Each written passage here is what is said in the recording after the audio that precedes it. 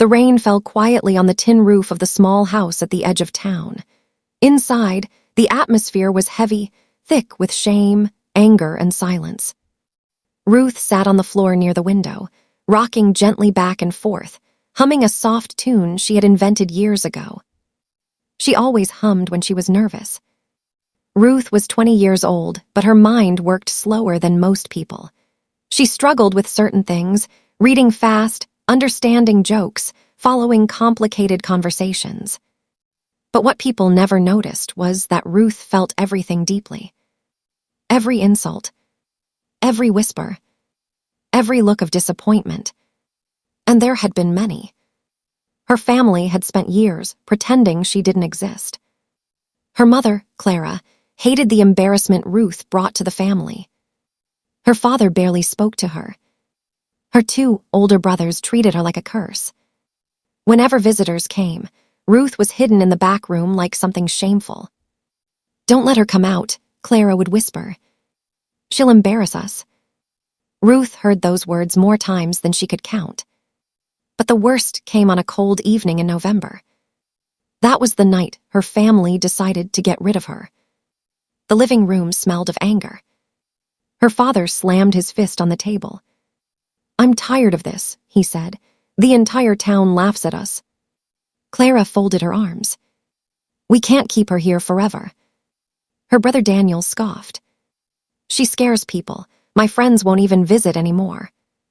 Ruth stood quietly near the door, confused. "Did I do something wrong?" she asked softly. No one answered. Her mother looked at her like she was looking at a problem that needed solving. Then she said the words Ruth would never forget. "You're leaving." Ruth blinked. "Leaving where?" "America," her father said. The word meant nothing to Ruth. She had never even traveled outside the city. "You'll live there," Clara said coldly. "Someone will take care of you." Ruth's heart began to race. "But this is my home." Her brother laughed. "No, this stopped being your home a long time ago." Ruth felt something inside her break. She didn't understand why her family hated her so much. She tried to be good. She tried to help. She tried to smile when people mocked her. But none of it mattered. 2 weeks later, they drove her to the airport.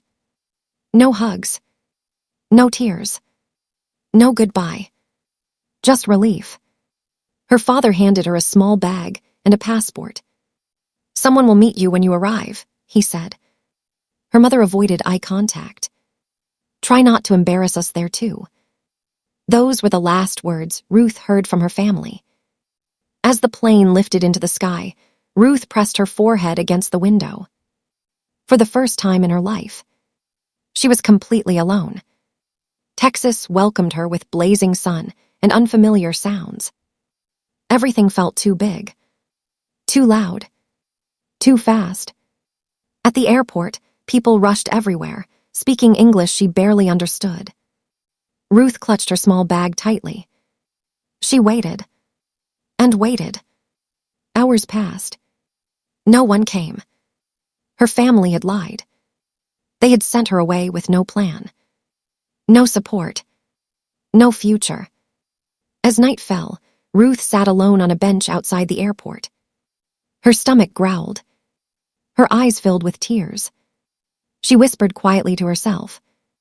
Maybe they forgot. But deep down, she knew the truth.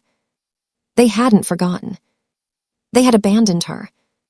Across the street stood a large church glowing with warm lights. Music drifted into the evening air. People laughed and hugged each other as they walked inside. Ruth watched them silently. Something about the place felt safe. Slowly, she stood up and crossed the street. Inside, the church was filled with voices singing. Ruth slipped into the back row. No one noticed her at first. She sat quietly, listening. For the first time that day, the knot in her chest loosened. The music felt like a blanket around her heart. Then the pastor stepped onto the stage.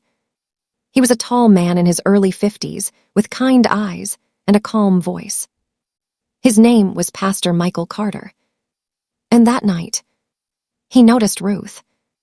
After the service ended, people began leaving. Ruth remained in her seat. Pastor Michael approached gently. "Hello," he said warmly. Ruth looked up nervously. "Hi. You're new here." She nodded slowly. "Where's your family?" Ruth hesitated. Her lips trembled. "They sent me here." Pastor Michael frowned slightly. "Sent you?" She nodded again. "And they didn't come with you?"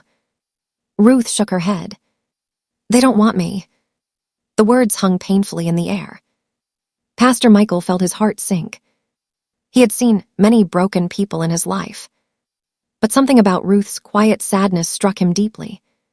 "What's your name?" he asked gently. "Ruth." He smiled softly.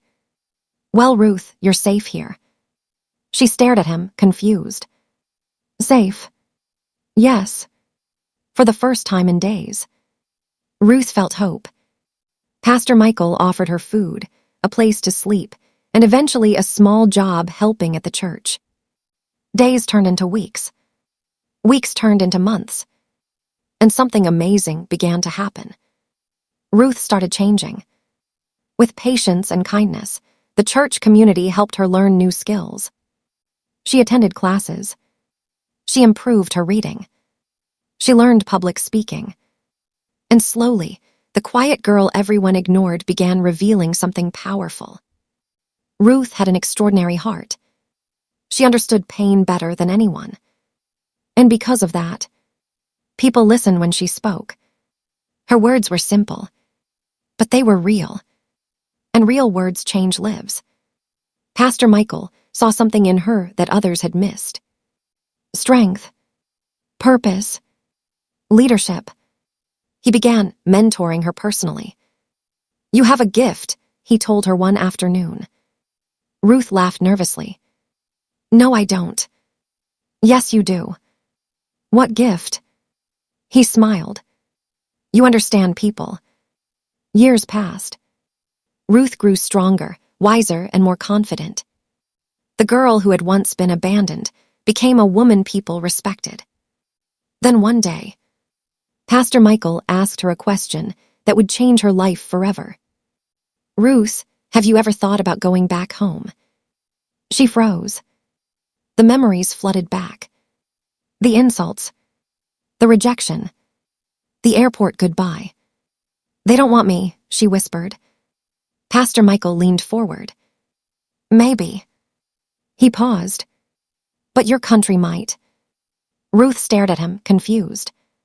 "What do you mean?" He smiled slowly. "I mean, you were never the problem." And in that moment, a new destiny began forming. The girl they threw away was about to become the woman they could never ignore.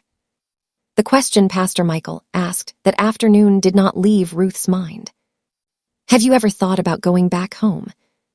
For several nights she couldn't sleep. Every time she closed her eyes, memories returned like shadows. Her mother's cold stare, her father's silence, her brother's laughing, the airport goodbye that wasn't even a goodbye.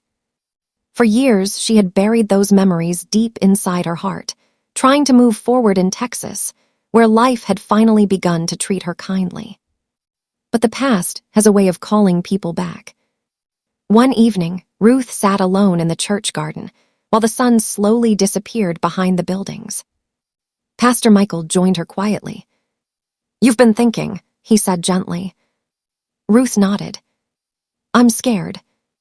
"Of what?" She looked down at her hands. "Of remembering how they treated me." Pastor Michael remained silent for a moment before speaking. "Ruth, going back isn't about proving anything to them." "Then what is it about?" "It's about discovering who you really are." She looked up slowly. "You're stronger now. The girl they abandoned is gone." Ruth wasn't sure if she believed that. But something deep inside her heart was beginning to whisper that maybe her story wasn't finished yet. Months later, Ruth boarded another plane. But this time, she was not the scared girl clutching a small bag and crying quietly. She had confidence. She had education. And most importantly, she had people who believed in her. Pastor Michael stood beside her at the airport before departure. "Remember," he said, placing a hand gently on her shoulder, "no matter what happens there, you are never alone again." Ruth hugged him tightly. "You saved my life." He smiled warmly. "No, Ruth, you saved your own life." With that, she walked toward the boarding gate. The same journey that once felt like exile was now something entirely different. It was a return.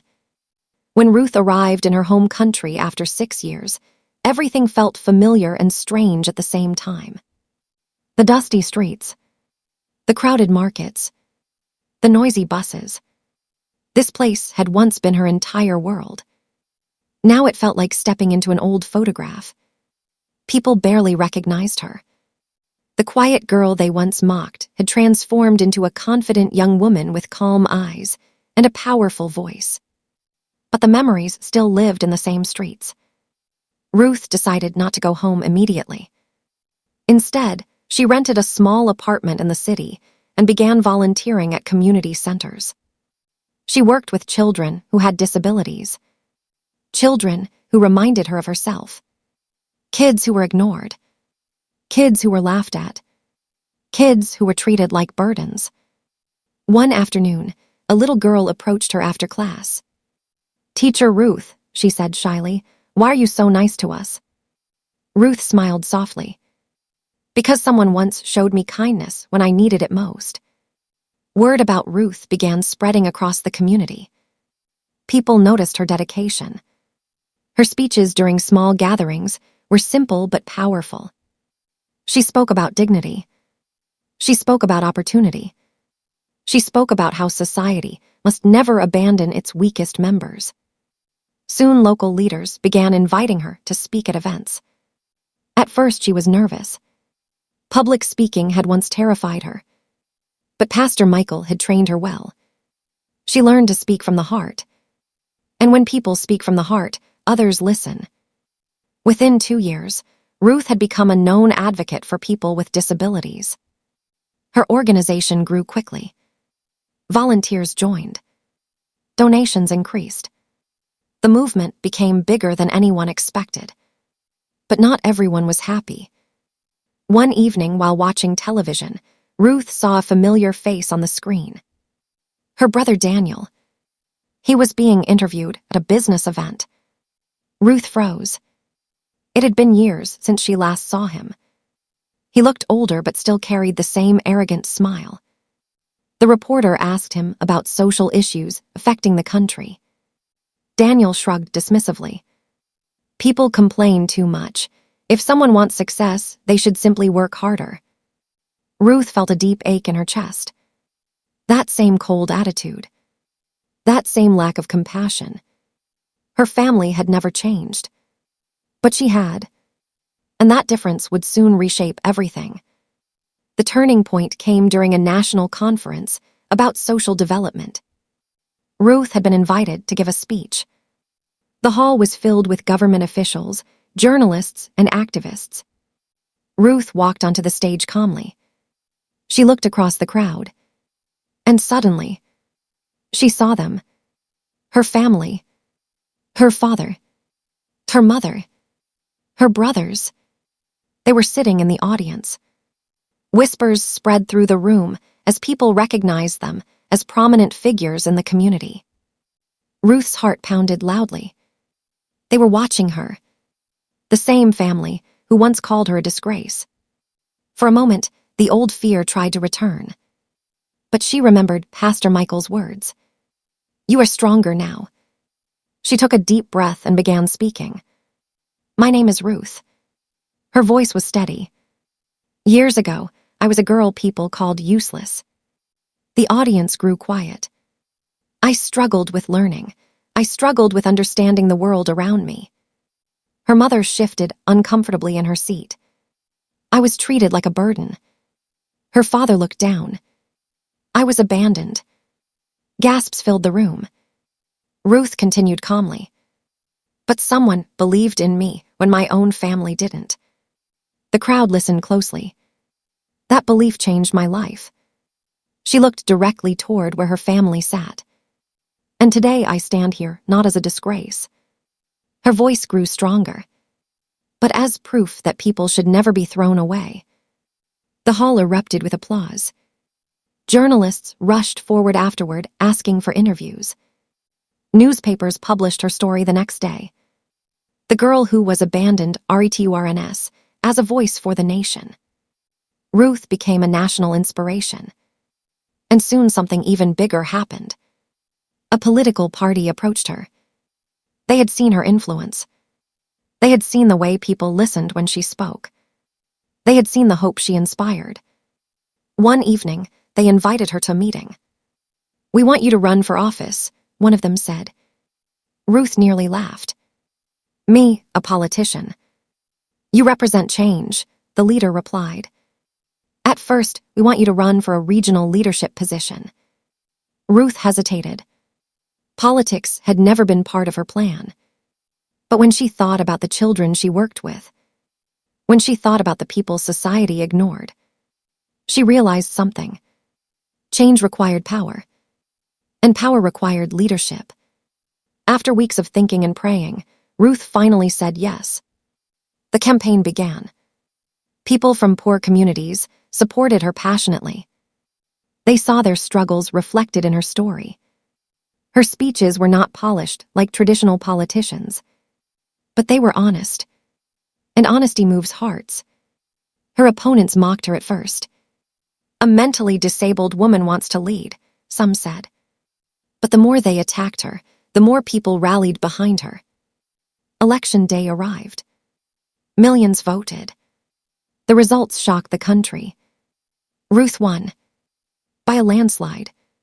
But that victory was only the beginning.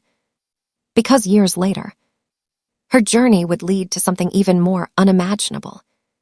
The girl her family once abandoned would become the governor of the entire region. And when that day came, the same family who threw her away would come begging to be part of her life again.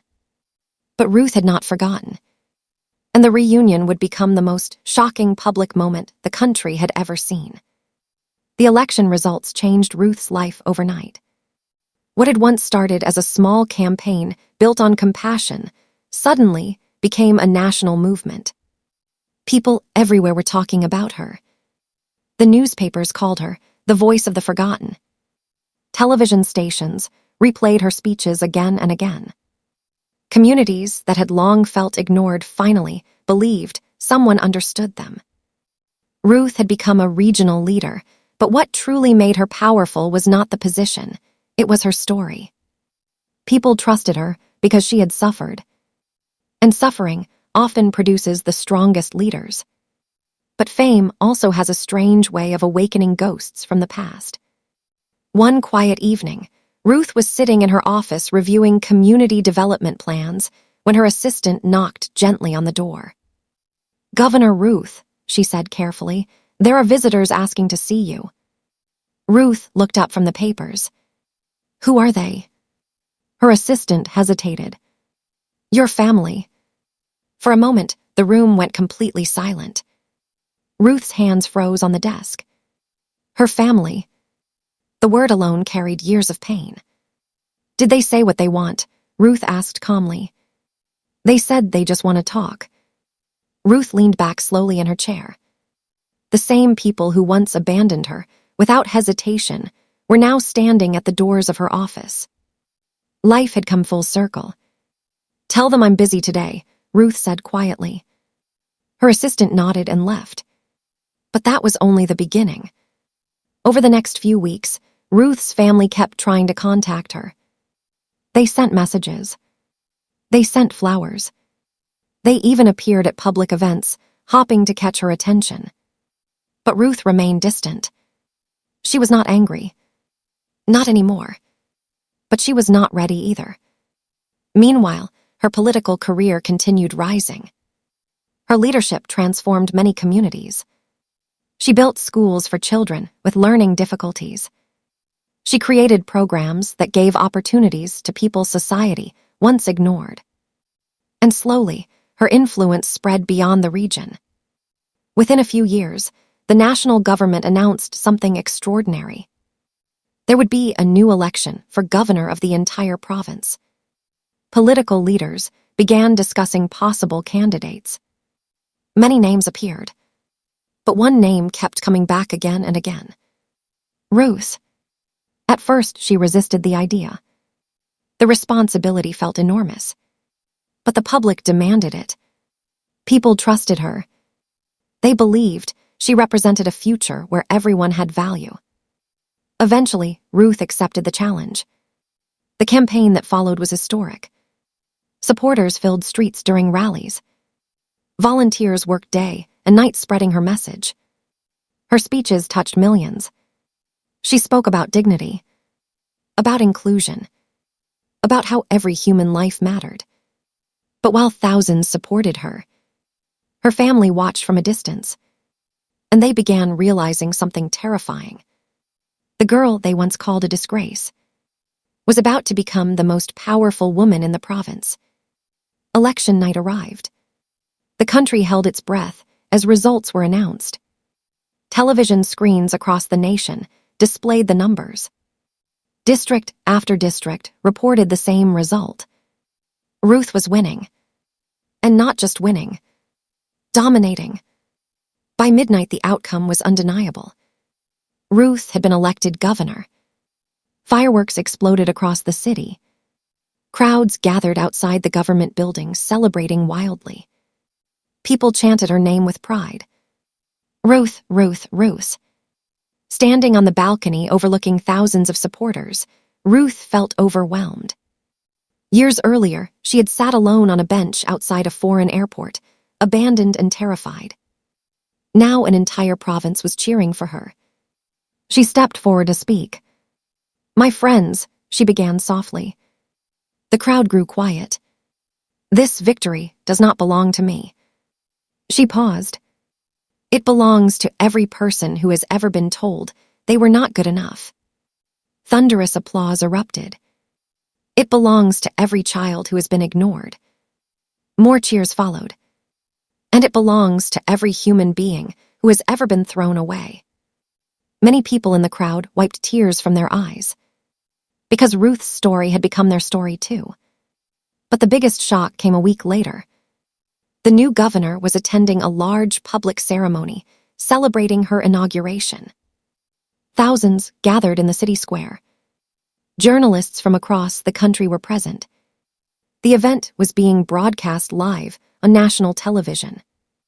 Ruth stood on stage greeting guests when suddenly she noticed something unusual happening near the front row. A group of people was pushing forward through the crowd. And then she saw them clearly. Her mother, her father, her two brothers. They were walking directly toward the stage. Whispers spread quickly among the audience as people recognized them from the story everyone now knew. Security guards moved forward, unsure what to do. But Ruth raised her hand gently. "Let them come." The crowd fell silent as Ruth's family climbed onto the stage. Her mother looked nervous. Her father looked ashamed. Her brothers avoided eye contact. Finally, Clara, Ruth's mother, stepped forward. Tears filled her eyes. "Ruth, our daughter," she said softly. The audience gasped. "We have missed you so much." Ruth stared at her calmly. Her voice was steady. "Missed me." Her father cleared his throat. "Ruth, we made mistakes." Her brother Daniel quickly added, "We were young, we didn't understand." Ruth looked at them one by one. Years of memories flooded her mind. The insults, the rejection, the airport goodbye.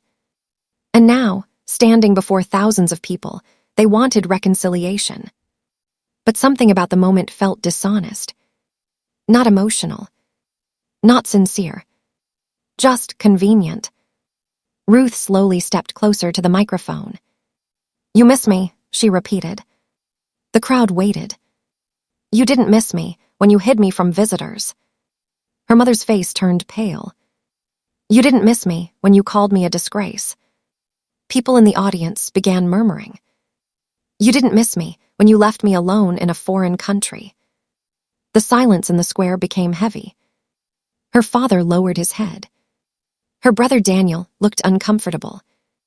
Then Ruth said something that sent shockwaves through the entire crowd. You didn't lose a daughter that day. She paused. You threw her away. The audience gasped. Clara began crying openly. Ruth, please, we are family. Ruth's voice became firm. Family doesn't abandon their children. A reporter whispered to another journalist, This is unbelievable. Millions watching on television were stunned. Ruth continued speaking. When I begged for love, you gave me shame. Her words struck like thunder. When I needed protection, you gave me exile. Clara collapsed to her knees crying. Please forgive us. But Ruth was not finished yet. Her voice echoed across the square. You said I embarrassed you. She looked out across the massive crowd, cheering her name. Tell me, am I still embarrassing you now? The crowd erupted in applause. Her brothers looked humiliated. Her father couldn't raise his head. The moment had become a national spectacle. The family that once rejected Ruth was now being publicly confronted by the daughter they abandoned. It was the revenge everyone expected. The payback people had been waiting for. But what Ruth did next shocked everyone even more. Because revenge was not the final chapter of her story. The entire square was silent. Thousands of people stood frozen, watching one of the most dramatic moments in the country's history unfold. Governor Ruth stood at the center of the stage. Her family knelt before her. The same people who had once treated her like a burden were now begging for mercy in front of cameras, reporters, and a massive crowd. Clara, her mother, held onto Ruth's dress desperately. Please forgive us, she cried. Her father finally spoke, his voice shaking. We were ashamed, and we were wrong. Her brother Daniel wiped sweat from his forehead, clearly uncomfortable with the humiliation. The crowd murmured. Some people wanted Ruth to reject them. Others waited to see what she would do next. Because after everything they had done to her, no one would blame her for walking away. Revenge often feels satisfying in moments like this, because it punishes those who caused pain. But many stories and moral teachings warn that revenge can trap people in cycles of anger, while forgiveness can bring healing and closure. Lit charts +1. And Ruth understood that better than anyone. She looked down at her mother. For a long moment, she said nothing. The crowd could hear the wind moving across the square. Then Ruth spoke again. But this time, her voice had changed. It was no longer filled with confrontation.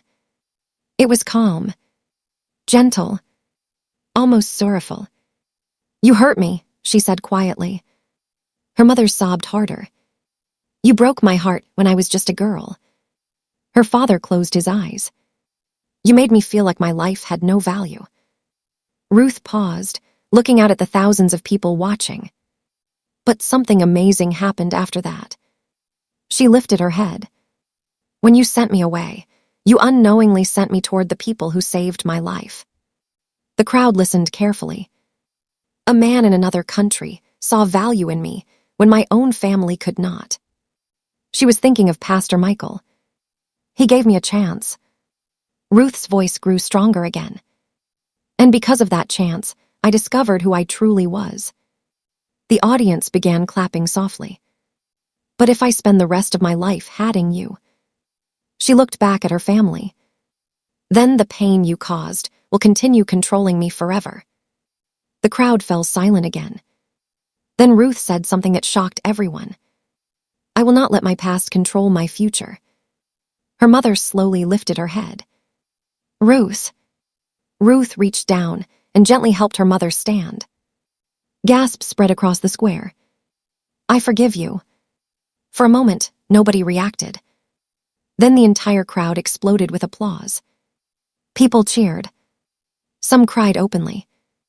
Journalists rushed to capture the moment. Her father began weeping. I don't deserve this, he whispered. Ruth looked at him calmly. Maybe not. Then she added softly, but forgiveness is not about what people deserve. She paused. It's about choosing peace. In many classic stories, characters who choose forgiveness over revenge find freedom from bitterness and emotional suffering.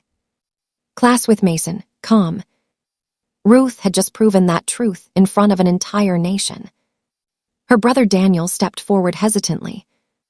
I treated you terribly, he admitted. Yes, Ruth replied honestly.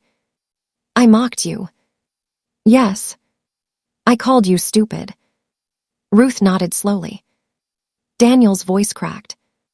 I'm sorry. For the first time since they had stepped onto the stage, Ruth smiled slightly. You were young. Then she added with quiet wisdom. But now, you have the chance to become a better man. The crowd clapped again. The moment had transformed. What had started as a confrontation, filled with humiliation, had become something far more powerful. Healing. Reconciliation. Hope. Ruth stepped back to the microphone and addressed the entire nation. My story is not about revenge. She looked across the massive crowd. It is about second chances. She pointed gently toward her family. People make terrible mistakes. Her voice softened. But if we never allow people to change, then the world will remain broken forever. Silence filled the square as people absorbed her words. I was once a girl everyone believed was worthless. She smiled faintly. Today I stand here as your governor. The audience erupted with cheers again. But the most important thing I learned on this journey, she paused, is that greatness does not come from power. The crowd leaned closer. It comes from compassion. For a long moment, the square was filled with nothing but applause. Reporters later described the moment as one of the most powerful speeches in the nation's history. News channels replayed it for days. Headlines appeared across the country.